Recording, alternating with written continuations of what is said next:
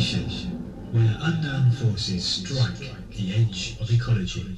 Recently we heard the news of the passing of Richard Attenborough, the well-known, accomplished English film director and actor, producer, and it was sad news, and I would just like to put this out there as a sort of homage to sort of the work of Richard Attenborough.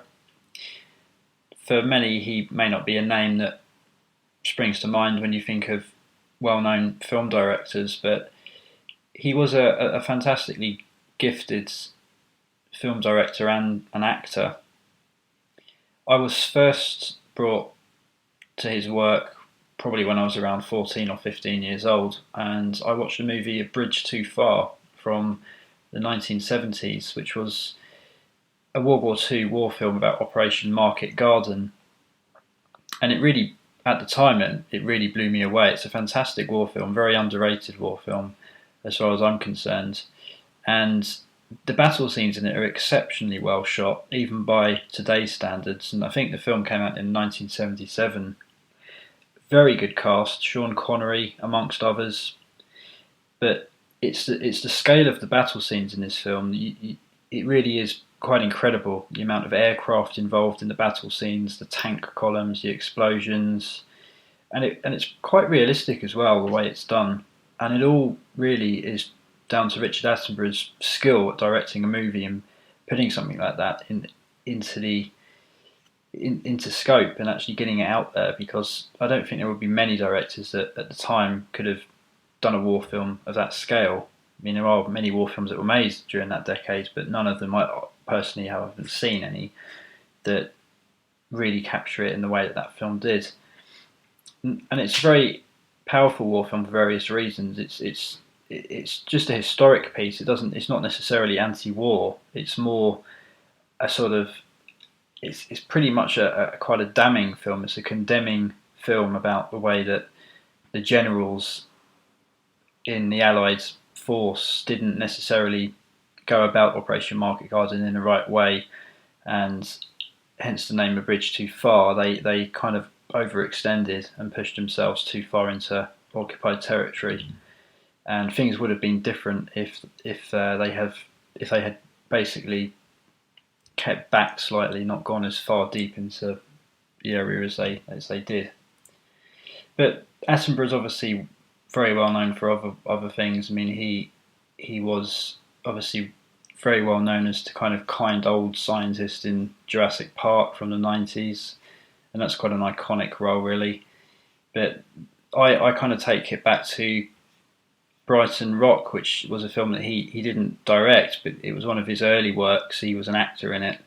He played Pinky Brown, who was a bit of a fog. He used to go around with a switchblade, and that was made in 1947. And I only saw that film recently. I saw it at a small local cinema where I live. Very nice, tiny little place that shows free films on a projector in a kind of cool little loft space. And it was a pretty incredible portrayal, and he did very very well to capture that sort of intensity. He was kind of an early kind of psychopath on screen, and his filmography is vast. I mean, he directed a handful of films really in comparison to the amount he acted in, and some of them not necessarily as well known as others, but they're all kind of good films. They're all kind of classic films. But I mean, I think perhaps the film that people will possibly remember him by more than any other is Gandhi from 1982, which kind of put Ben Kingsley on the map as an actor. And it's a very powerful film. The amount of effort that went into that film on a logistical level is pretty incredible. I mean, I owned a DVD, and I remember once watching the commentary, or listening to the commentary whilst watching the movie, and hearing Richard Attenborough talk at length about the challenges that they faced dealing with shooting that film at the time, getting all the equipment over to India in this blazing heat, having to deal with the local population who were always so amazed at what they were seeing that they kind of got in the way a lot of the time. They were over enthusiastic, so there was a lot of crowd control and a lot of trying to explain to locals that they had to let them get on with the shoot. Because he, at the time, I mean, Ben Kingsley really was Gandhi, and everyone in India believed that Gandhi was almost back in action and walking around the suburbs of India, because he literally portrayed the role so well, and he kind of method acted his way into that kind of state where he lived as Gandhi would have lived. So it's a very powerful film, and it's an interesting kind of memory for me, and it's quite poignant. But when I graduated from Sussex University, and in 2008, and that was the last year that Richard Attenborough actually represented the chairman of Sussex University. So he, or the chancellor even. So he actually awarded my graduation certificate or scroll to me at the graduation ceremony, and it was the last year he did so because he fell quite ill after 2008. And he'd seen thousands of students, or however many on the day, so they all became a blur, I think, for the guy near the end. But I came on the stage and shook his hand, and I remember just saying to him, just very, just sort of, I tried to think of a witty line, and I just said, "Great work with Gandhi, fantastic film, and I think it's still up there as a true classic." And he was very appreciative. He just sort of looked at me, eye contact, and just said, "Thank you very much." And we shook hands. It was just nice. I just liked the fact that I got a chance to just say to him, it's still a gem of a film. And to him, he's probably heard it 1,000 times, but the point is that I got to say it to him, which I was quite happy with. And he had a great outlook on life. He had an ambition to make a film about the revolutionary Thomas Paine, and apparently he called him one of the finest men that had ever lived. So he had a real fascination for Thomas Paine, who was quite instrumental in the founding of, or instrumental in the sort of establishment of America as a country away from British colonial rule. And I think one of the reasons that Attenborough was fascinated by him is that he was quite forward-thinking in his ways and his aspirations. He believes in the rights of women, and I believe he believed in a health service, universal education, etc. And it was all very forward-thinking stuff and very liberal, and it's the kind of thing that today would be seen as we're not quite there yet. Even I think even now. So that's one of the films that Attenborough had in mind, but he never secured the funding to make the film. And there are many examples of this in cinema history.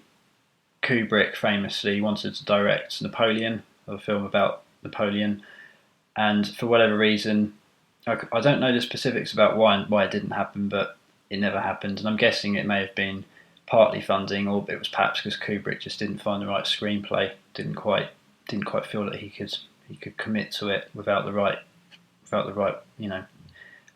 script in his hand. So Attenborough had other ideas, but the films he did make were all truly fantastic films. I mean, I've not even mentioned Oh, What a Lovely War, which is a 1969 war film, and I haven't actually seen it recently. I saw it many years ago when I was at school. It was the kind of film you watch at school as part of an English assignment, because it's such a sort of rich film with all these narratives and all these sort of deeper meanings behind them. But it's a musical film, but it's essentially an anti-war film. And if I remember right, and I kind of would like to see it again now because I haven't seen it in years, like I say. But it is quite a condemning film about the politics behind World War One, and a lot of it's set on Brighton's West Pier, or at least certain scenes are. And it's interesting because Richard Attenborough, there's always links with Brighton. So you've got the shooting of Oh, What a Lovely War. You've got the fact he was the Chancellor at Sussex University, which is near Brighton, or in Falmouth near Brighton. And then you've got obviously Brighton Rock, the film he starred in as Pinky Brown. So you've got all these interesting little local connections, which certainly for me are interesting, because that's my neck of the woods. he also, if I remember right, he played a young Winston Churchill, but I haven't actually seen that film, Young Winston. And there are a few others as well. Chaplin he directed, which again I don't know if that necessarily went down as a classic. It starred Robert Downey Jr.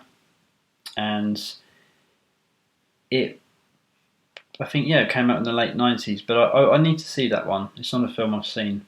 I think Downey Jr. won Best Actor for that at a BAFTA, but I don't think he got the Academy Award.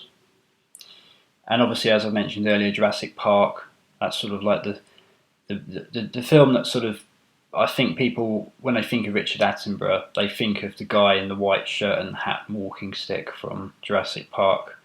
Or they may think of the Father Christmas portrayal in Miracle on 34th Street from 1994.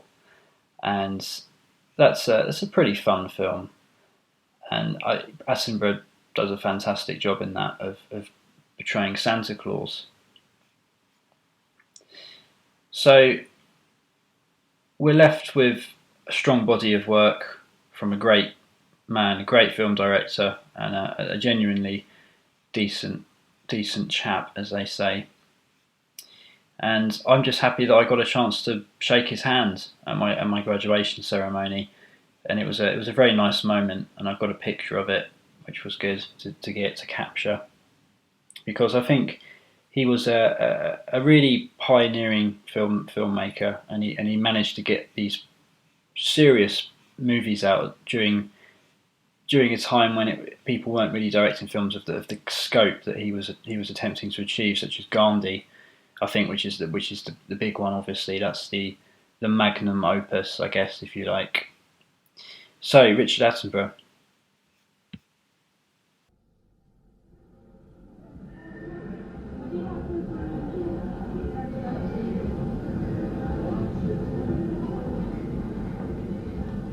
The information where unknown forces strike the edge of ecology.